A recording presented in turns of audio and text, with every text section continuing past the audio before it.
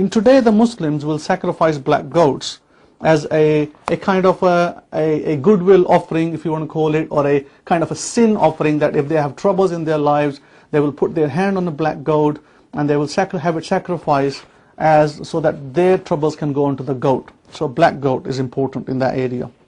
Black goats are common. Now, coming back to King Solomon, where do we find King Solomon's identity? We are going to progress into that. Song of Solomon, chapter 5, verse 2. I sleep, but my heart is awake. It is the voice of my beloved that knocks, saying, come open to me, my sister, my love, my dove, my perfect one. For my head is filled with dew, and my locks with the drops of the night. What are these locks? These are braids. This is talking about King Solomon. King Solomon had braids. He had locked hair. The locks that you might see on a Rastafarian. That's the kind of locks we're talking about. The locks that you see on Negroid people. Yeah, Negroid, if you heard that right. So these locks define King Solomon. White people who have long hair do not have locks. Doesn't matter if their hair is falling down to their feet, they never have locks. On the other hand, Negroid people, when they grow their hair long, naturally it locks. So this is talking about King Solomon with locks. That should be 100% proof that he is a black man. But we don't stop there, we go further. I want to show you something else which is quite important, because in a discussion that I got in with perhaps a Caucasian man or a while ago over the internet, he was obviously trying to show me that King Solomon's white. Ignorance breeds ignorance, unfortunately. He quoted this verse to me, one of these verses, Songs chapter 5 verse 10. My beloved is white and ruddy, the chiefest among 10,000. He said, look, he is white. It's written white there. Well, just because somebody mistranslated the Hebrew, does it mean that he's white? We have to look at what the Hebrew text says. And we have to notice that this is King James Version Bible. In the Hebrew it says, Dodi Zach Adum. Now I'm going to read out the version AFNHSS, Abrahamic Faith Nazarene Hebraic Study Bible, what that says. So the Hebrew, now those people of you who speak Hebrew out there, listen carefully. Dodi Zach. Here we go. Let me find the text here first. Dodi Asach Adum. Now the text reads, my beloved is dazzling in the Abrahamic Faith Bible. The word Sach, I'm going to show you the word Sach, the Hebrew word, is here. Zadi and a Chet. I'm going to come back to this Zadi and Chet in a minute, but Zadi and Chet are important.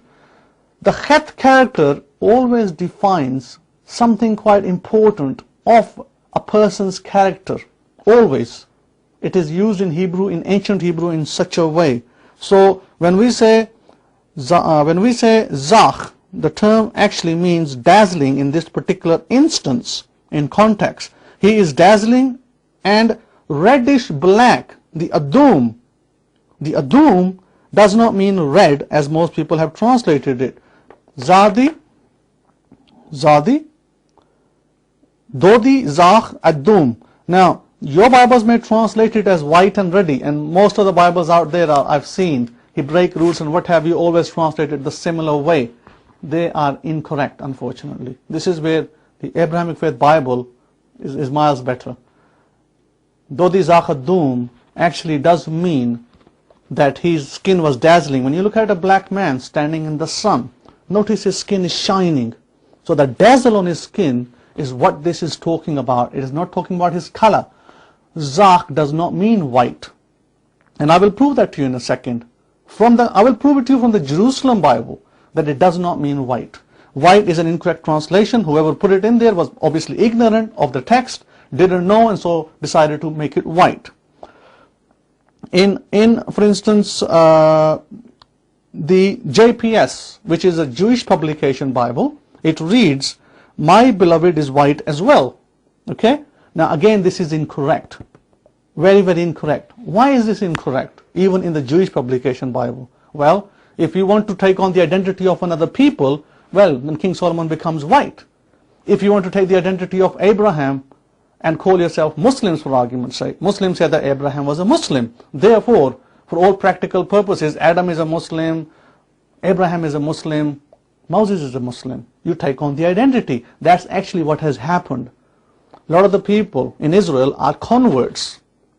They are proselytes, what we call proselytes. They are not the sons of Shem, many of those people. This is a known fact.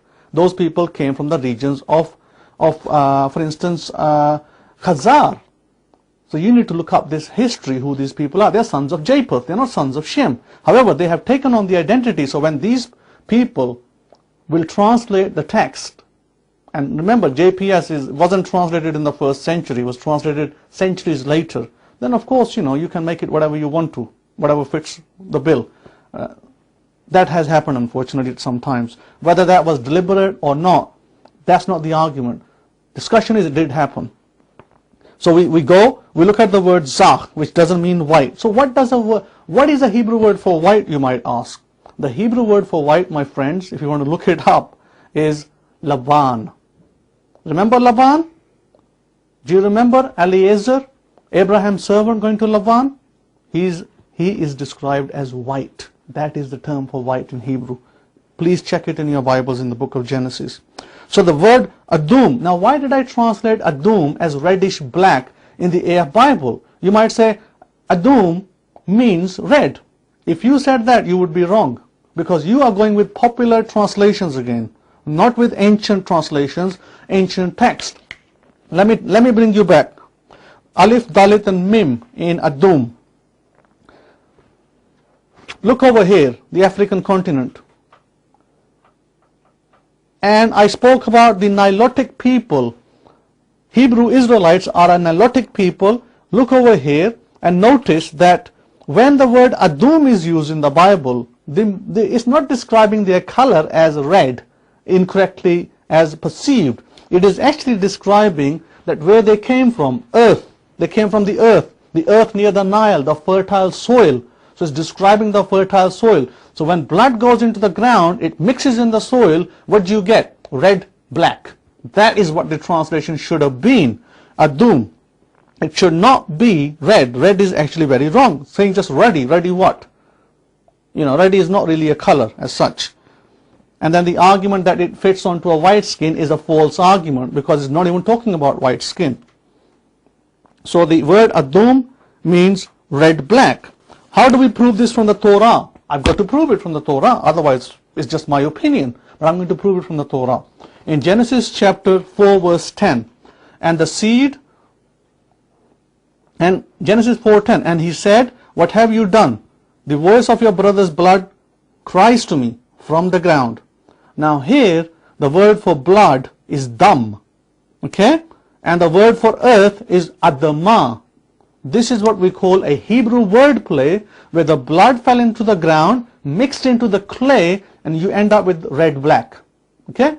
That is why the term should be translated as red-black and not as red or ruddy. Black people often, in the past, the Egyptian pictures, you will see that they had a reddish hue to them.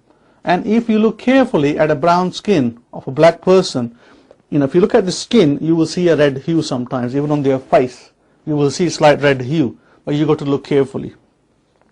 So, going back to this, that we find that the ancients, when they saw the fertile Nile Valley over here, when the ancients saw it, they associated the color of blood with the earth, meaning earth and blood together. You can't separate the blood from the earth, because the original man was created here.